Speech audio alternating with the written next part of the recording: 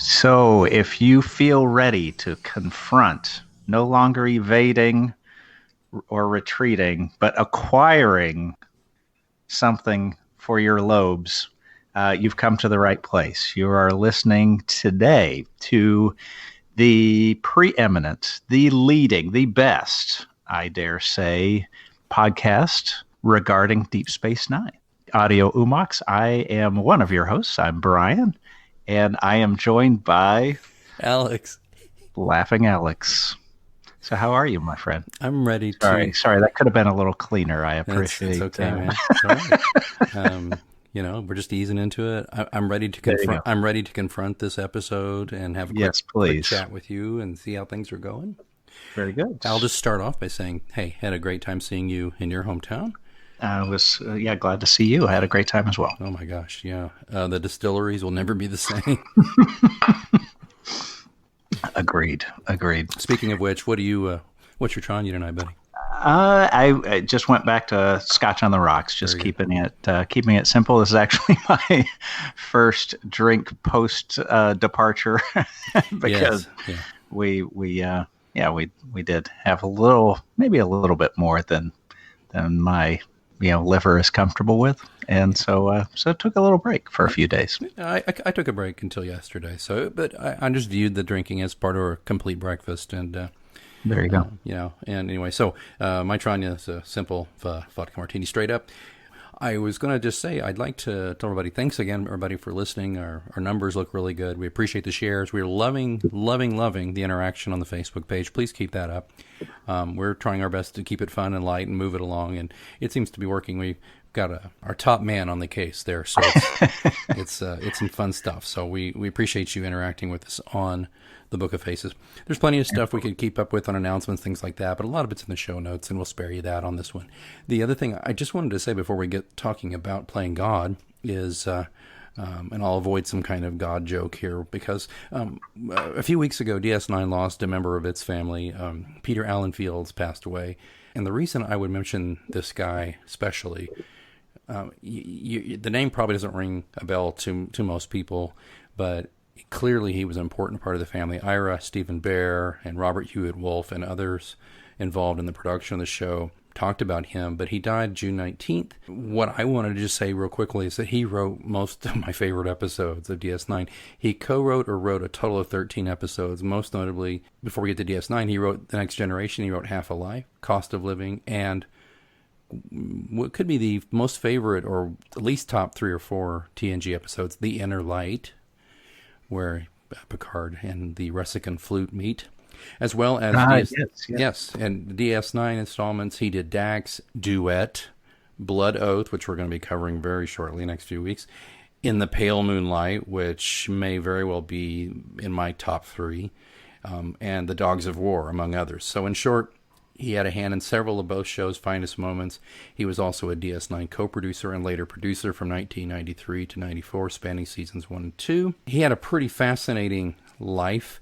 I won't go into all of it here. I'll just put a link in the show notes. But this is a guy who, he was a lawyer and he didn't enjoy that. So he wrote short stories in his free time, and then he started writing for TV, like The Man from U.N.C.L.E., and he did episodes of the FBI, McCloud, The $6 Million Man, Dark Room, Knight Rider, Xena, Warrior Princess, and Michael Pillar's show, another show he did called Legend, which starred Q himself, Mr. John Delancey. So we just, as a show, wanted to express our admiration for his talent and thank him for his contribution and wish him well on his journey through whatever wormhole he is going through to the next plane of existence. So Peter Allan Fields, have a thought for Peter as we go forward. So Brian, I'll toss to you now. We've gotten the Tranya out of the way, and we are... I think it will be, I always say this and then we end up going deeper than or off on a tangent, but I think this should be a fairly succinct episode or podcast. So this episode has 2 primary. So again, similar to last week, I wanted to maybe cover it by the 2 primary storylines, and then we have a few little side notes to go into. So the first and probably the major storyline is a young Arjun, a Trill host initiate, comes to the station, and he's played by Jeffrey Blake. But to every time I looked at him, it reminded me of Chandler Bing from Friends. I mean, he just the resemblance is uncanny. I guess so. Yeah, but, I can see that. To me, Jeffrey Blake was in. He was in the Gary Shandling show, and among a couple of other just minor appearances. But he comes on to me as a fairly milk toasty kind of character in search of one of the greatest honors on his planet. It becomes very clear that he seems to be fighting for something that his dad wants, but not necessarily what he wants. So throughout the episode, I would say there are a number of these interactions between Arjun and Dax. This with a secondary struggle of Dax with her previous hosts, Curzon, etc. She's the docent for him, so she's kind of evaluating him. She's kind of one of the last hurdles he has to overcome, right? To get in the final, to be on the final waiting list, right? And they said it's a kind of a 1 in 300 shot for Trill to be selected. Mm-hmm. They want to be very selective. Unfortunately, or fortunately, Jadzia had a very, very bad experience with Curzon during her time. And so at the beginning of this storyline, she wants to be, a kinder, gentler reviewer than Curzon. Then as it progresses, I think she realizes maybe the gravity of the situation, one, and two, some of the Curzon's approach was very abusive. The result was actually fairly positive in that it gave her a new strength to attack what she needed to attack. Mm-hmm. So again, we have multiple interactions showing, I think some of the symbiont effects on Jadzia Dax mm-hmm.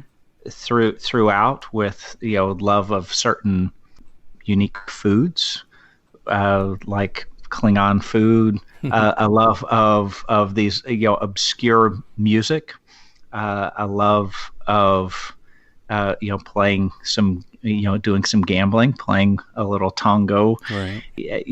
Just these things that as a host she inherited and had to rediscover as Jadzia. And I think it added a little bit of color there. Anyway, I thought that storyline fairly interesting, but a little bit scattered, like it was trying to cover too many bases in a single storyline. Seemed kind of tropey to me. The old, I've got to toughen you up kind of, tough love kind of deal. So, because you're going to be handed an incredible opportunity, so I got to make sure. Yeah, that you're right. Oh, yeah, I kind of seen this a lot in other TV shows. Oh, yeah, absolutely. I'm not going to fault the actor too much here, by the way. I mean, those two, both he and Terry Farrell had worked together in a previous show. Okay. I don't know if that's how he got the gig, but he's since then had a pretty good career, Tony nominated and some other stuff. So he's not a bad actor. I'm not going to fault the actor too much. I'm going to fault the writing a little bit. But he got interesting once he was going to go get drunk at Quarks. I thought, okay, that was a nice scene. Yeah, I mean, and he handled that pretty well, and he didn't play like stupid drunk. He played good drunk, a smart drunk. He was just drinking drunk. So I saw that, and I felt that their interactions were. I kind of felt like it was all just kind of jammed together. I didn't think getting all these little pieces about Jadzia was interesting, but also in a way jarring. It was like the writers were like, let's show you all the possible weird stuff about her that makes her more interesting than you might think, Right. And throw in a towel scene. Okay, the towel scene is fine. I'll take that. Yeah, but I did like seeing Ron Taylor, the Klingon chef, singing. Yes, that's awesome. Nice. I think that's the last time we see him, actually. Sad, sad. Yeah, and they sang together. Yeah. There. So again, just looping through, we get to the end, and basically Arjun resolves to discover himself, make sure that he's ready, and then she will recommend him at that time, and he can kind of re-enter the program. But he's got to go, explore himself, do a train tour of Europe and that kind of stuff. So he makes sure that he's ready. Yeah, and he says, "I'm ready now," or "I figured it out," or whatever at the end, and I'm like, "Okay, if you say so." And but then she says, she's kind of figured herself out a little more. Sure. I was kind of inwardly groaning on that one. So here's the other. Here's one challenge that I had with that as well was that upon joining, wouldn't Dax Jadzia have gained the knowledge and memories of Curzon at the time that he was evaluating her? I don't know. That's a good point. I don't know how he would wipe that memory away. I don't know. Well, I don't know if what you get is not the essence of who they were, but not. And remember, I don't think you get like a computer data bank download when they die. You get what they remembered at the time of their death. So there may be just more a feeling about her than an actual point by point memory of it. That's all I could think of. You get the memory of the symbiont, but not the host. Yeah, I think that you get the full memory of the symbiont because the symbiont has its own brain. I'm assuming, right? The burrito. Yeah. I think the burrito. I think the burrito retains the flavor of the chilies, but yes, maybe not every bite. Right, it has the hot sauce. There you go. And after seeing her in a towel, I think we got all the hot sauce. And her, and I have not seen this at Quarks, but I would love to find out what's in a black hole because I'm sure it's something with a lot of fire to it. Yeah, I would hope so. You know what I've got, and I got to dig this out. I was expecting the glass to come out ripped. Oh my god. Oh my god. Oh my god. You can cut that out. I don't know. We'll just see. Oh my god. See, you caught us on a rare night when Brian's got the sillies and I don't. I'm like all like, yeah, okay. That's pretty good. Yes. Was it a rimmed was the black hole a rimmed in a rimmed glass? Yes. We'll just check on that. I was going to say before you were a lot funnier than what I was going to say.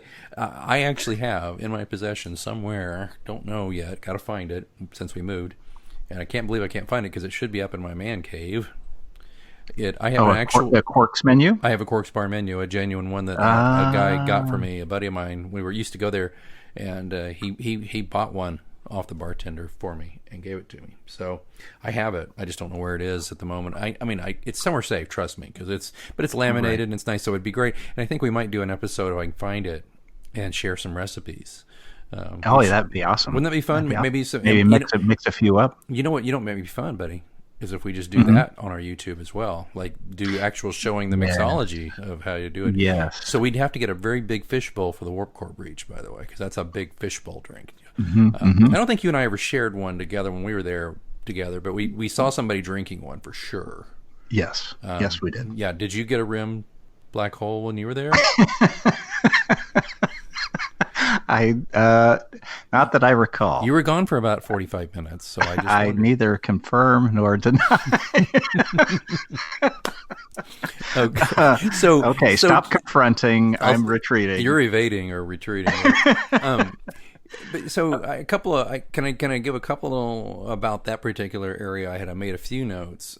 Yes. I said I wasn't sure. I wrote this. Not sure I buy Arjun. Wrote did not find him terribly interesting or likable. Yes. So there was those. This is just spare notes I'm throwing out here.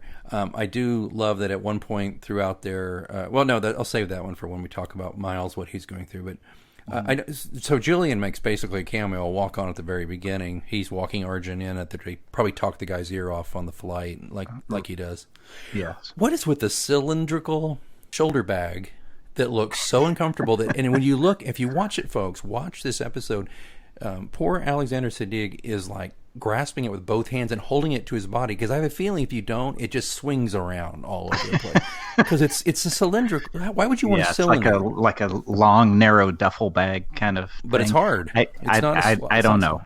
So I always relate some of those suspend disbelief things to chopsticks, where you have several billion people throughout the world, where of all the utensils developed throughout history, that's what won. It's a weird personal preference thing. So I just assume that for whatever reason, some famous person started using it and the rest of the universe just caught on. But okay, from a production standpoint, though, it just looked spacey, I guess. It looked futuristic. And there's probably some of that as well. Okay. All right. Yeah. So make it out of tin foil.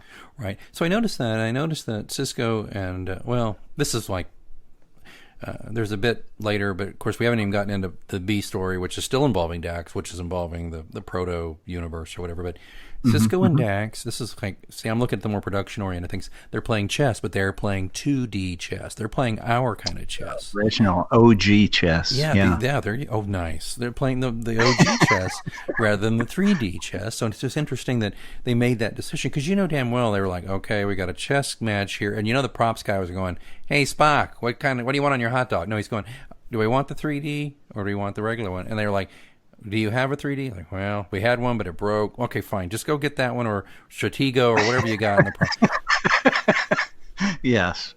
Yeah. I noticed it, but I didn't make, I didn't get it any deeper than that. Just assumed, growing up in New Orleans or whatever, that was just what was played there. Right. Okay. Well, I just thought that'd be something. But the other thing too, the scene, and by the way, if we're having some sound problems here, folks, our connection's a little off. But it's because Brian, you hear? Am I warping with you? By the way, because you're warping with me every once in a while. Yeah, we're back to poor I connection. seem to have a fairly decent connection. So okay. All right, I'll continue, and if it's bad, we'll have to just edit around it. Okay. The other thing too is the scene with Quark's story about how he slept with the district subnagus' daughter, hence rule of acquisition 112. Or sister. Oh, sister, excuse me, not daughter. Yeah. Oh, all right. The district subnagus' sister hatches rule of acquisition 112, never have sex with the boss's sister, because that's where Quark ends up tending bar in Wormhole Junction, which I thought was a great line. Yes, I was going to scan the internet to see if there's a DS9 version of Petticoat Junction with like three of the characters poking up from a water tower or something. Nice. We'll see if you can find that. Yeah. So anyway, I thought those were nice bits, and I thought Quark, between that and what Quark's little interaction with O'Brien over the voles, Quark had the nicest, frankly, the most entertaining bits of the whole show. So anyway, those are some notes I had that related to this first section, and so right. The other section is section 2 is this whole concept of a proto universe, and so just like last week, where we're talking about is a hologram a sentient being, now we're talking about is something that's super small or we don't fully understand. Is it life? Is it a universe? And their time is passing at different rates. There's lots of kind of sciencey stuff and tech speak related to how this functions. But in a lot of ways, I think they really glossed over that and just focused on do we kill it or keep it, and then what do we do with it? I could have solved the whole problem for him. I could have solved the whole thing. Well, you got an infection. You take an antibiotic. Yeah. Well, sorry, I know I'm killing off some little creatures, but true. I drink scotch and it kills, I'm sure, thousands in my biome in my stomach. I would, not to mention brain cells. So, I just thought it was one of those kind of trying too hard themes, which was handled much better on Star Trek: The Next Generation when they had the nanites. I think that was better. Right. The silica-based The creatures. I don't know. I just didn't find this all that compelling. I frankly thought, why do we even need this? It could have been just as interesting. Is it to give Arjun something to show his mettle? I don't know. Maybe. Yeah, they had some new people over on the tech side showing the ship going through the wormhole. Maybe, but for me, it left a lot of questions because if this is expanding, if it's an expanding universe, proto universe, and it's basically doubling in size every 7 hours, if you put it in the gamma quadrant, it would still swallow up, the entire galaxy in a matter of less than a year if it's doubling every several hours. The science is bad. It's kind of like, do you remember the original series, The Immunity Syndrome, when there's this giant space, it's like a cell. I don't know if you remember this. You probably don't. It's literally a cell. It's like a single-celled organism, but it's getting ready to subdivide. And the Enterprise, it takes out the Intrepid, and then the Enterprise goes in there, and Spock goes out in a shuttlecraft, and they try to figure it out, and they use... Anyway, but this has been done before. And better. So TOS and TNG. This time we're the giant, and they're the minuscule thing. Yeah. We were the minuscule thing, and they were the giant. I don't think we needed this. I think they could have just as easily since using his piloting skills. The only good thing I'll say is that I thought the wormhole special effects were excellent on this one. It was beautiful. I thought very very good. I thought well done. But you know what we could have done? That could have been anything where Jadzia and him were out just doing something else mundane out in space, and then